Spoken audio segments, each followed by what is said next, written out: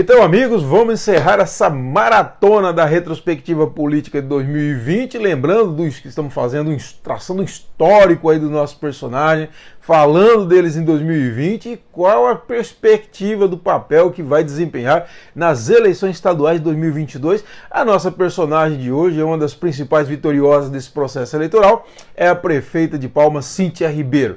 Nós acabamos de falar das duas mulheres vencedoras de 2020, na minha opinião. Uma é a Dorinha, professora Dorinha, deputada federal, que foi a grande vencedora com a aprovação do Fundeb, e agora vamos falar da prefeita de Palmas, Cíntia Ribeiro. A Cíntia, que estava no lugar certo, na hora certa e soube aproveitar muito bem a oportunidade que teve. Então vamos lá, a Cíntia, ela entra na vida política do estado como esposa do nosso saudoso senador João Ribeiro. Ficou 16 anos ao lado de João Ribeiro, os momentos, todos os momentos políticos do João, a Cíntia estava lá presente. O senador falece, infelizmente, em dezembro de 2013, e a Cíntia, ela vai trabalhar primeiro com o senador Ataídes Oliveira, o ex-senador, na época que era primeiro suplente, subiu a cadeira do João Ribeiro, e depois vira candidata pela primeira vez a vice-governadora, a primeira candidatura dela, vice-governadora pelo PTN do Ataídes. Na época o Ataídes não era pelo PSDB, era pelo PROS, foi em 2014. O resultado foi muito pífio, foi muito ruim o resultado, e a Cíntia vai para o PSDB, junto com a Ataídes também, e ela assume o diretório metropolitano do PSDB, e depois a surpresa indicada aí como candidata a vice-prefeita de Carlos Amasta em 2016. Na época se cogitava até a possibilidade do advogado Juvenal Kleiber, né, que era membro, não lembro se ele era exatamente presidente do diretório do PSDB ou era só membro do diretório PSDB aqui de Palmas. Mas de toda forma ele era um nome cogitado e acabou aí, surpreendeu todo mundo quando foi anunciado que a Cíntia Ribeiro seria candidata a vice do Carlos Amasta. Bom, a Cíntia, ela começa então esse trabalho, ela atuou muito fortemente na campanha. Eu lembro da Cíntia em 2016, andando Palmas para cima e para baixo, foi uma vice bastante atuante. O Amasta é eleito, ela toma posse, e aí começam a ter divergências com o Ataídes. Um dos principais motivos é que a Cíntia deu algumas declarações indicando que poderia apoiar o Amasta para governador em 2018. Como o Ataídes era pré-candidato a governador em 2018, não gostou e começou a divergência. Quando a Cíntia quis transformar a Comissão Provisória de Palmas, da qual ela era presidente aqui do Diretório Metropolitano do PSDB, de Comissão Metropolitana, na verdade, do PSDB, e ela quis transformar em diretório, o Ataídes interveio no partido aí, através de prepostos, e acabou tirando a Cíntia do comando da legenda. E aí começou uma guerra pública entre o Ataídes e a Cíntia. Essa guerra pública seguiu até agora, né? Até o início de 2020. Mas vamos por partes. Vamos falar agora aí da relação com a Amasta. Então a Cíntia, em abril de 2018, assume a prefeitura, porque o Amasta, naquele gesto precipitado, renunciou para ser candidato na eleição suplementar, depois na eleição ordinária. Não foi eleito em nenhuma das duas, mas a Cíntia se manteve fiel ao Amasta até o final das eleições ordinárias de 2018, em outubro de 2018, e aí então a Cíntia começa a dar uma cara para a sua gestão. Ela começa a tirar o pessoal do Amasta, colocar o pessoal dela, e logicamente o Amasta não gostou, começou a reagir, começou a dar sinais de que realmente faria uma forte oposição à Cíntia. E fez, bastante aguerrido, foi para as redes sociais, deu entrevista para mim, disse que no início de 2020, falando que o objetivo maior dele em 2020 era derrotar a Cíntia, a reeleição da Cíntia e tal. Então foi uma briga bastante dura. A Cíntia se beneficiou do fato do Amasta ter arrumado esse empréstimo de 260 milhões de reais junto à CAF, né? Aquele consórcio latino-americano aí, um banco latino-americano, enfim, e que foi aprovado depois pelo Senado já com a Cíntia prefeita no final de 2018, com apoio principalmente do senador já eleito Eduardo Gomes, conseguiu aprovar isso na Secretaria de Tesouro Nacional, depois no Senado, autorização para que fossem feitos esses empréstimos, e esse empréstimo aí você vê Palmas hoje tem obras para todos os lados, resultado desse empréstimo consolidado já na gestão da Cíntia, mas cuja iniciativa foi do ex-prefeito Carlos Amasta. Agora, a crítica que eu mais ouvi da Cíntia, dos seus aliados, inclusive, era que ela não fazia política. Ela estava apostando única e exclusivamente na gestão. A Cíntia, como o Amasta, eu falei isso em outro vídeo sobre o Amasta, lá quando o Amasta teve as contas rejeitadas. A Cíntia também tem uma relação muito difícil com a Câmara.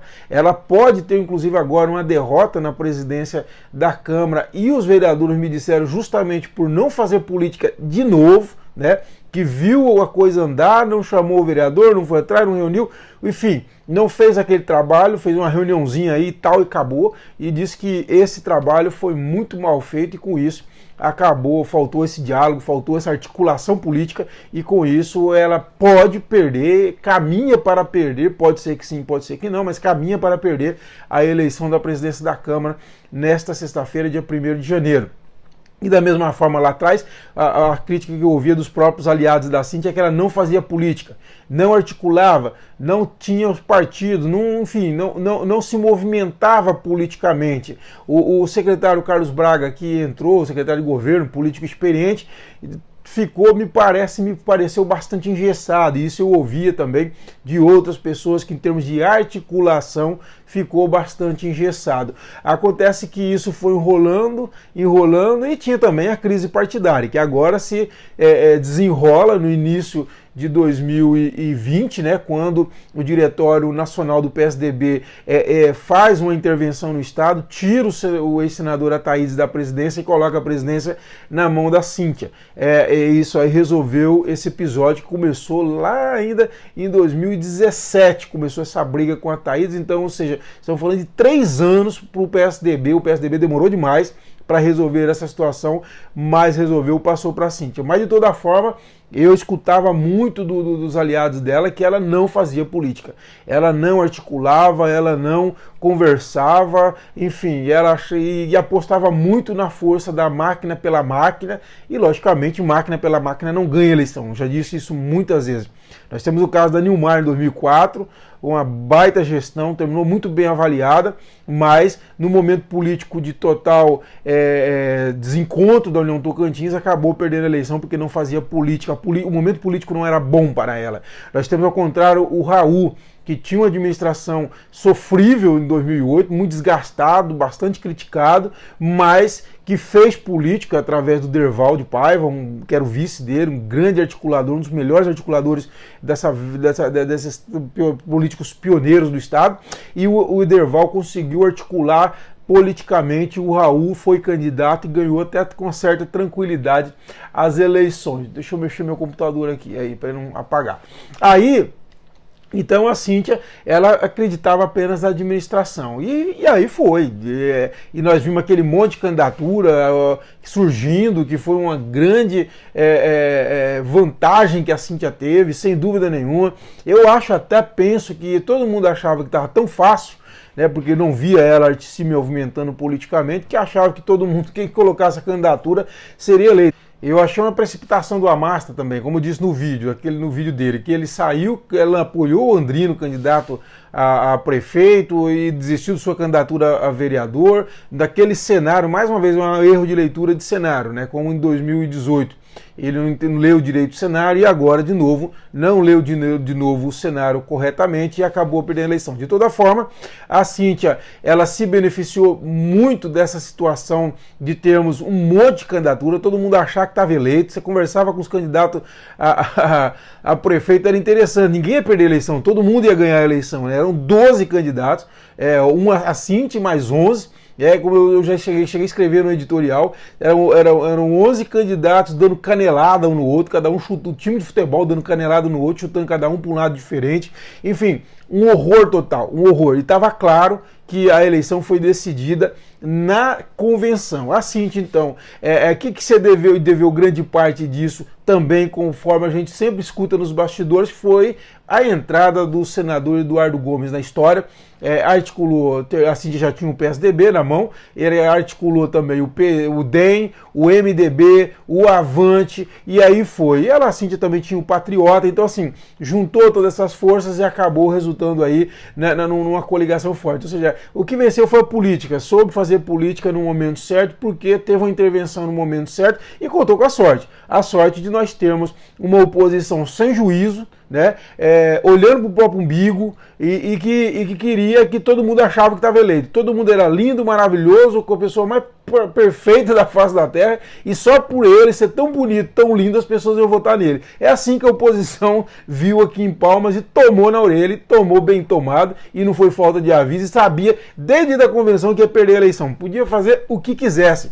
Não tem como, numa eleição em que a pessoa tem uma máquina na mão, está cheio de dinheiro para investir, ou seja, tem uma estrutura mínima para poder começar uma campanha eleitoral, e você ter 11 concorrentes. Desses 11, pelo menos 6 tinham competitividade. É óbvio que matematicamente a Cíntia ia ganhar a eleição. Tanto é que ganhou com 36% dos votos, ou seja, uma minoria mesmo, né? Minoria. 64% ficou para a oposição. Ou seja, se tivéssemos 3, 4 candidatos, o resultado poderia ser diferente. De toda forma, a Cíntia, ela, com essa primeira vitória eleitoral, ela se firma como um player efetivo da política do Tocantins, um personagem importante se torna da política do Tocantins, que não é mais uma vice que caiu do céu, o mandato na mão dela. Não, agora ela conquistou o mandato. Você pode, mas assim, não interessa, ela conquistou, ela ganhou a eleição, ela está reeleita e vai ser prefeita até 2024, é isso que conta. Então ela se torna um player importante. Agora, em 2022, como que vai ser? Ela é uma personagem muito importante para o seu principal aliado, que é o senador Eduardo Gomes. Eu acho estrategicamente, o Eduardo conseguiu eleger a Cíntia aqui, conseguiu eleger o Wagner Rodrigues em Araguaína, por exemplo, e isso é muito importante para os projetos dele. Lógico, a Cíntia já foi lá, já deu um pontapé no Ronaldo Dimas, que está saindo lá da prefeitura de Araguaína, e pode vir a ser o candidato a governador do Gomes em 2022, e de repente a Cíntia vai fazer campanha para o Dimas. Eu acredito que vai, porque antes de tudo ela tem uma relação de muita confiança com o Gomes. Mas de toda forma, a Cíntia, ela é uma personagem importante em 2020, foi uma grande vitoriosa em 2020, não interessa o contexto, não, ela ganhou a eleição, ela não era uma personagem importante na política do Estado, assumiu uma vaga que caiu do céu, um erro primário de leitura de cenário do Amassa, renunciou ao mandato, e assim ganhou 2 anos e 4 meses de mandato, assim, muito fácil. Então ela não tinha mais que isso para apresentar na vitrine. Agora não. Agora ela foi para um processo eleitoral, ela encarou um processo eleitoral, meteu a cara, foi para a rua, pediu voto e conquistou voto. E ganhou a eleição. É isso que importa. Então a Cíntia é a grande vencedora de 2020. E 2022, um cabo eleitoral estratégico para o projeto do senador Eduardo Gomes. Pessoal, é isso. Então, terminamos a nossa maratona da retrospectiva política de 2020. Foram 10 personagens importantes em 2020 que terão alguma participação, uma participação importante em 2022, e nós traçamos aí um perfil de todos eles. Espero que tenham gostado. Desejo a todos um feliz 2021, que nós possamos ter a nossa vacina, resolver esse problema da crise e que o Tocantins possa brilhar nesse ano novo. Um abraço a todos, feliz ano novo novamente. E não posso esquecer, se inscreva no nosso canal, curta esse vídeo e compartilhe com seus amigos, tá bom? Um abraço a todos, tudo de bom.